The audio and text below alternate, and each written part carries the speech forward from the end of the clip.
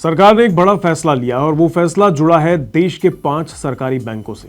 अगले 6 महीने में सरकार इन बैंकों में अपनी कुछ हिस्सेदारी को बेचने जा रही है। मतलब ये कि जो बैंकों में सरकार मालिकाना हक रखती थी उसमें हिस्सेदारी बेच देगी।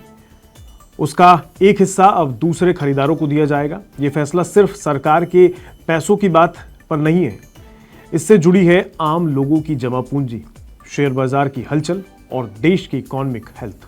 अब सवाल यह है कि सरकार ऐसा कर क्यों रही है? क्या पैसे की जरूरत है या फिर कोई बड़ी योजना चल रही है और इसका असर इन बैंकों पर क्या पड़ेगा? आम लोगों के लिए इसमें कुछ छिपा है? निवेशकों के लिए ये अच्छा मौका है या फिर कोई खतरे की घंटी है?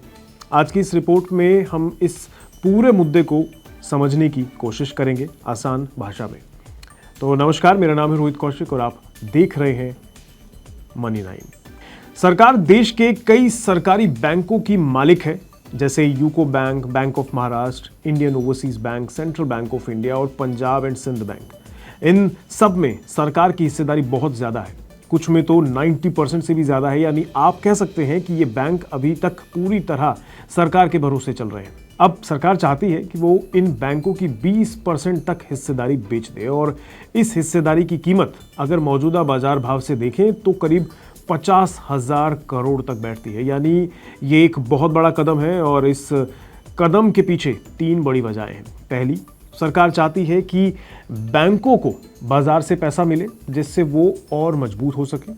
दूसरी, सेबी का एक नियम है कि हर लिस्टेड कंपनी में कम से कम 25% हिस्सेदारी आम जनता यानी पब्लिक के पास होनी चाहिए।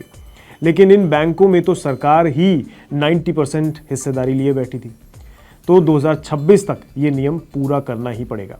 और तीसरी, सरकार को भी अपने कामों के लिए पैसा चाहिए और ये हिस्सेदारी बेचना उस पैसे का एक बड़ा स्रोत बन सकता है।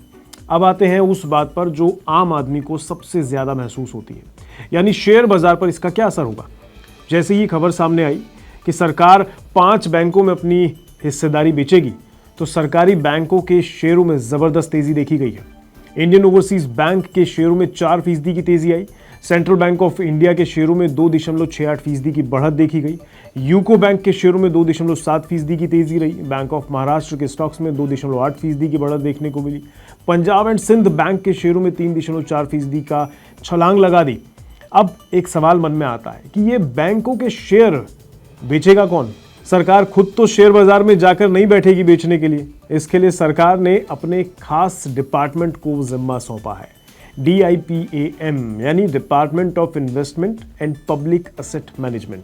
अब ये DIPAM कुछ बड़े बड़े फाइनेंशियल एक्सपर्ट्स को हायर करेगा जिन्हें मर्चेंट बैंकर्स कहा जाता है। यही लोग तय करते हैं कि शेयर कब बेचे जाएंगे, कैसे बेचे जाएंगे, किसको बेचे जाएंगे और मार्केट से कितना पैसा निकाला जाएगा। इस काम को करने के 2 तरीके होते हैं। पहला तरीका QIP यानी क्वालिफाइड इंस्टीट्यूशनल प्लेसमेंट, यानी इसमें सिर्फ बड़े बड़े फंड वाले लोग या संस्थाएं ही हिस्सा ले सकती हैं, जैसे कि म्यूचुअल फंड कंपनियां, बीमा कंपनियां या विदेशी इन्वेस्टर्स। दूसरा तरीका है OFS यानी ऑफर फॉर सेल। ये थोड़ा खुला तरीका है, आम लोग भी इसमें भाग ले सकते हैं। मतलब अगर आप स्टॉक मार्केट में ट्रेड करते हैं तो आपको भी मौका मिल सकता है इन बैंकों के शेयर खरीदने का। यानी ये जो बेचने की प्रक्रिया है उसमें आम आदमी के लिए भी दरवाजा खुला रहेगा। लेकिन हाँ, ये समझ लीजिए कि जहां जितनी कमाई की उम्मीद होती है वहां उतना ही नुकसान का डर भी रहता है। अब जरा सोचिए, अगर सरकार इन बैंकों में अपना हिस्सा थोड़ा घटा देती है तो इन बैंकों पर सरकार की पकड़ थोड़ी सी कम हो जाएगी। तो इससे क्या फर्क पड़ेगा? देखिए, हर सिक्के के 2 पहलू होते हैं। एक तरफ बैंक को काम करने में थोड़ी आज़ादी मिल जाएगी, उन्हें हर बात के लिए सरकार की तरफ देखना नहीं पड़ेगा। दूसरी तरफ जब बाहर के लोग पैसा लगाते हैं तो वो ये उम्मीद करते हैं कि बैंक अच्छे से चले, नुकसान ना हो और ट्रांसपेरेंट ढंग से काम करे। इसका मतलब ये कि बैंक वालों को अपने काम का हिसाब देना पड़ेगा, सिर्फ सरकार को ही नहीं बल्कि उन सभी लोगों को जिन्होंने पैसा लगाया होगा। अब इससे एक और चीज़ भी हो सकती है, आने वाले टाइम में सरकार और भी हिस्सा बेचे और हो सकता है कि किसी बैंक को पूरी तरह से प्राइवेट सेक्टर को सौंप दिया जाए। खैर, ये अपने आप में एक अलग कहानी है, क्योंकि ये एक लंबा प्रोसेस है। हाँ, मगर इसकी शुरुआत यहीं से हो सकती है। इस पूरे सिचुएशन को देखते हुए कुछ एक्सपर्ट्स मानते हैं कि अगर सरकार गलत टाइम पर शेयर बेचे, मतलब जब शेयर मार्केट नीचे चल रहा हो, तो उसे कम दाम में ही शेयर बेचने पड़ेंगे। इससे सरकार को कम पैसे मिलेंगे। दूसरी चिंता की बात यह है कि सरकारी बैंक कई बार ऐसे काम भी करते हैं जो सीधे प्रॉफिट के लिए नहीं होते हैं, जैसे गाँव में बैंक सुविधा देना, छोटे किसानों को कर्ज देना। अब अगर सरकार का रोल कम होता है तो कहीं ये काम पीछे ना छूट जाए, इस पर भी सोचने की ज़रूरत है। अब आखिर में सबसे ज़रूरी सवाल कि इसका आम लोगों से क्या लेना देना है। देखिए, अगर आप शेयर मार्केट में पैसा लगाते हैं या लगाने की सोच रहे हैं तो इस बदलाव पर नज़र रखना बेहद ज़रूरी है। ये बैंकों के चर्चा में रहने की वजह से इनके शेयरों में उतार चढ़ाव देखने को मिल सकता है, लेकिन इसका ये मतलब बिल्कुल भी नहीं है आप बिना सोचे समझे इनमें पैसा लगा दें।